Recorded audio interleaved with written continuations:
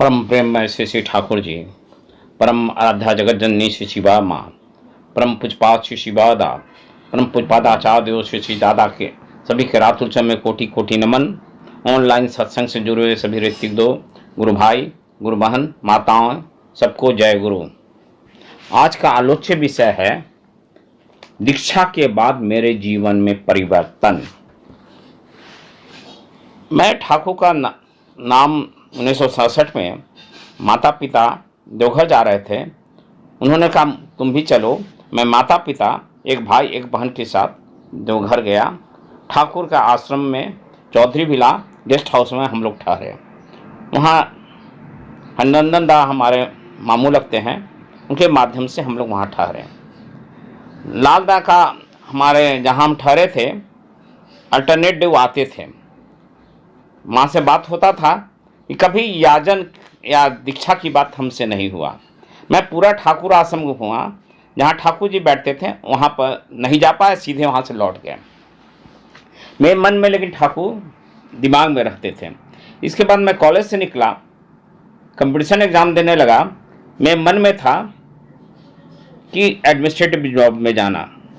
मैं यूपीएससी का exam prelim निकाला, मेन एग्ज़ाम दिया, बीपीएससी का एग्ज़ाम प्रशासनिक सेवा के लिए 3 बार रिटर्न दिया, वाइवा दिया, पास किया, मेडिकल हुआ, पुलिस सिलेक्शन हुआ, न किसी कारण से उसमें ज्वाइनिंग नहीं हो पाया।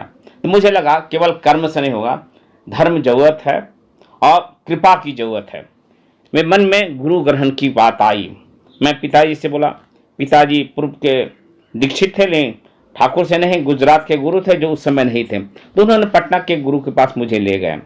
उन्होंने मेरा हाथ को पकड़ा, तो तुमको जीवन में ऑफिसर बनना है तो तुम ऐसा करो, 27 फूल लेके पूर्णिमा के दिन आना। उस दिन गए, कुछ मंत्र हमको मिला, उसमें हम लग गए।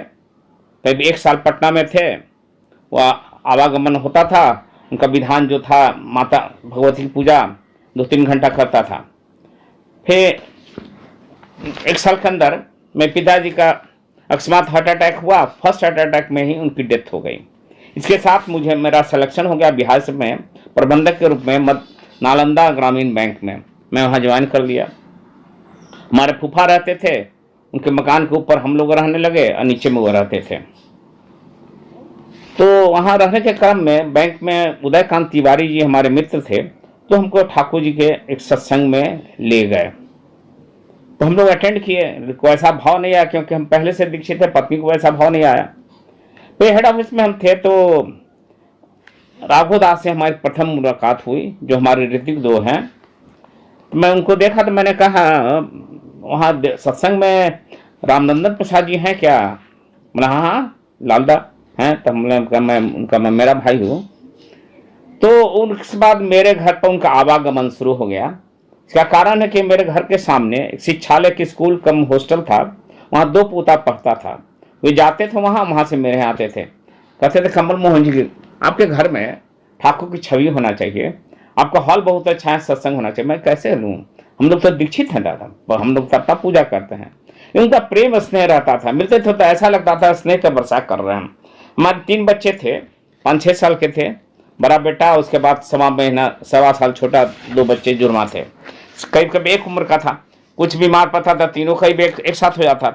उनके आने से लगता था बच्चा को ठीक हो रहा है, अच्छा लग रहा है, हम लोग को आशीर्वाद महसूस होता था। मैंने कहा दीक्षा तो नहीं लूँगा, सत्संग करा सकते हैं। हाँ दीजिए। तब 15 जनवरी 1994 का डेट तय हुआ, हमारा सत्संग हुआ। पत्नी को मन में संशय था, 2 गुरु नहीं होना चाहिए। जिस दिन सत्संग था उस दिन सवेरे में अपने माता पिता के गुरु का मैंने जीवनी प्रथम बार निकाल के पढ़ा। पहला पैराग्राफ में लिखा हुआ था माता पिता के गुरु को 2 गुरु। पत्नी को पढ़ के सुनाया, सत्संग हुआ। सत्संग के बाद हम लोग की दीक्षा हुई। मार्च में हम देवघर गए। देवघर में वहाँ बड़े अक्षर में लिखा देखा, पुरुषोत्तम सबके गुरु, इनके दीक्षा से, इनके ग्रहण करने से पूर्व का गुरु का त्याग नहीं होता है और पुष्ट होता है। तो हम लोग को लगा हम सही रास्ते में चल रहे हैं। दीक्षा के पूर्व मैं मांस, मछली, अंडा, लहसुन, प्याज का बहुत शौकीन था। दीक्षा के दिन से ही मांस, मछली, मेरा अंडा छूट गया। एक माह बीता था, खाने बैठे मन प्याज प्याज होगा, बैंक गए मन प्याज प्याज होगा, रात में सो मन प्याज प्याज, it is in pulse of Thakur. मैंने पत्नी कहा हम लहसुन प्याज नहीं खाएंगे, खाना उस दिन से बंद कर दिए। होली आए, होली में पटना में घर गए हम लोग, घर से लौटे तो पत्नी बोलते आप लहसुन प्याज छोड़ ही दिए हैं, तो अब इस बार सब्जी लाने में अब मत प्याज नहीं लाइएगा। रविवार को मैं सब्जी लाने गया, आलू खरीदा 10 किलो, हरा सब्जी खरीदा। फिर गर्मी शुरू हो गया था, हमको लगा लोग कहते हैं प्याज है सो लू से बचाता है, 2.5 किलो मैं प्याज खरीदा, घर पर वापस आ गया। कल होके बैंक गए, बैंक में फ़ोन आया पत्नी का, मंझला बेटा जो निखिल है, अभी डॉक्टर है, उसको फीवर हो गया। मैं काइनेटिक होंडा स्कूटर था, मैं अपने घर की ओर चला। रास्ते में वो लोग के ट्यूटर थे जो 2 साल पहले पढ़ाते थे, तो मेडिकल रिप्रेजेंटेटिव बनारस पोस्टर थे, उनको मैं बैठा लिया, क्योंकि जिस घर में मैं रहता था फूफा का, वो लोग नीचे में नहीं थे, हम लोग केवल ऊपर में थे। तो उनको 2 बच्चे की जिम्मा में लगा दिया, पत्नी को लेकर निखिल को लेकर हम आ गए। डॉक्टर REC जो वहाँ के रेनाउंड डॉक्टर थे, हमसे क्लोज थे, उन्होंने बच्चे को देखा, अब बच्चा अचेत बेहोश।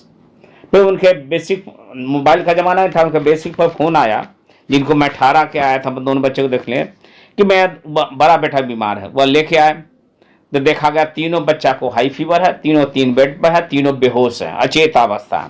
डॉक्टर REC परेशान रिस्पॉन्ड नहीं करा।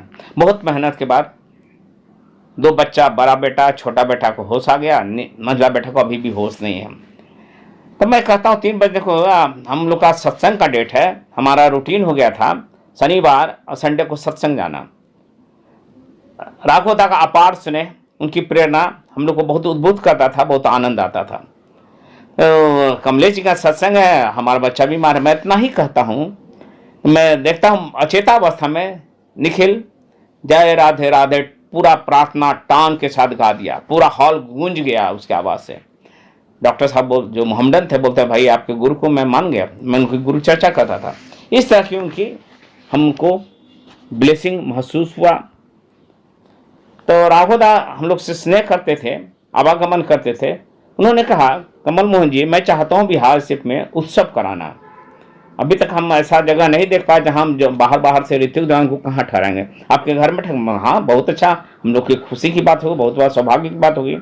1996 में फरवरी से उत्सव शुरू हुआ हर साल, और वह एक तरह से केंद्र बिंदु होता था। सारे ऋतिक जो हमारे यहाँ ठहरते थे, आनंद प्रसाद लाल दा, नारायण दा, रामगिरी दा, राधा कृष्ण लाल दा, प्रताप नारायण सिंह, कई लोग जो भी आते थे ठहरते थे। माहौल हमारा क्या सत्संग हो गया।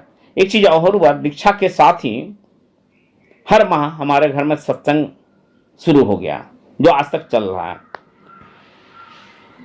तो एक घटना और घटा इस बीच में।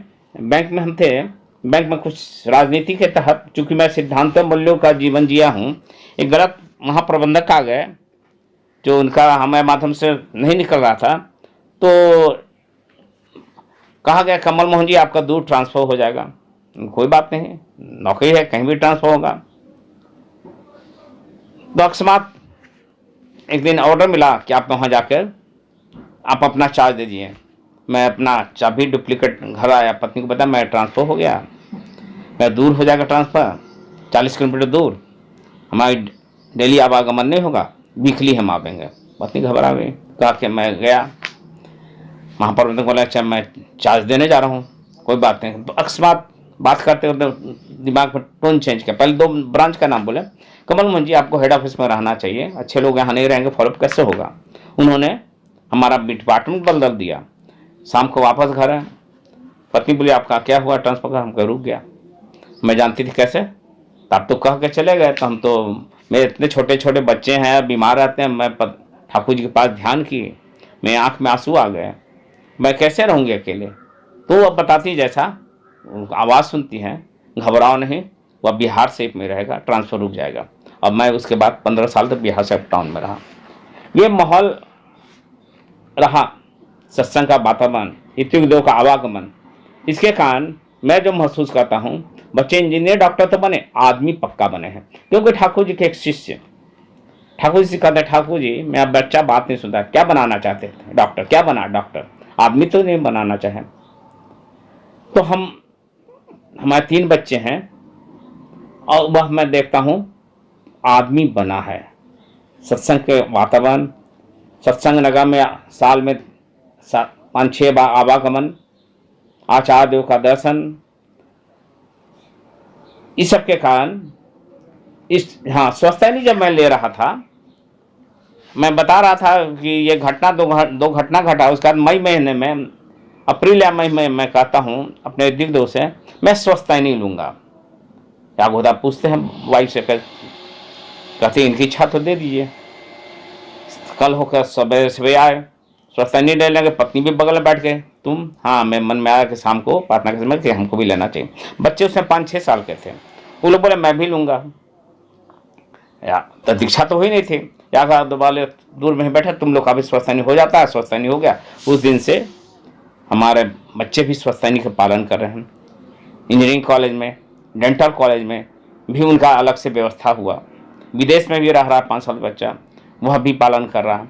ठाकुर के माहौल में हम आनंद से हैं, प्रसन्न से हैं। जो हम मांस मछली लहसुन प्याज खाना खा के बहुत खुश होते थे, मैं आज महसूस कर रहा, दीक्षा के स्वस्थानी ग्रहण करने के दिन से ही खाना का टेस्ट और बढ़ गया। मैं तो उसको कहता 100 टाइम्स ज़्यादा टेस्टी हो गया। ये परिवर्तन होता है दीक्षा ग्रहण करने से, ठाकुर के शरण में आने से। मैं सिद्धांत मूल्यों के जीवन भर शुरू से मैं एक रहा है, उसके अनुसार जिया हूँ। और परेशानी इसके कारण होता है, लेकिन उनकी ब्लेसिंग ऐसी होती है कि आपको कोई बाल बांका नहीं कर सकता है। बहुत तरह से रक्षा होता है। कई परिस्थितियों को झेलना पड़ता है, उसमें भी आप सफल होते हैं। मेरा तो अपना अनुभव है, असंभव काम भी संभव होते हम लोग देखे हैं ठाकुर से दीक्षा होकर, ठाकुर विधान को पालन करके। जय गुरु।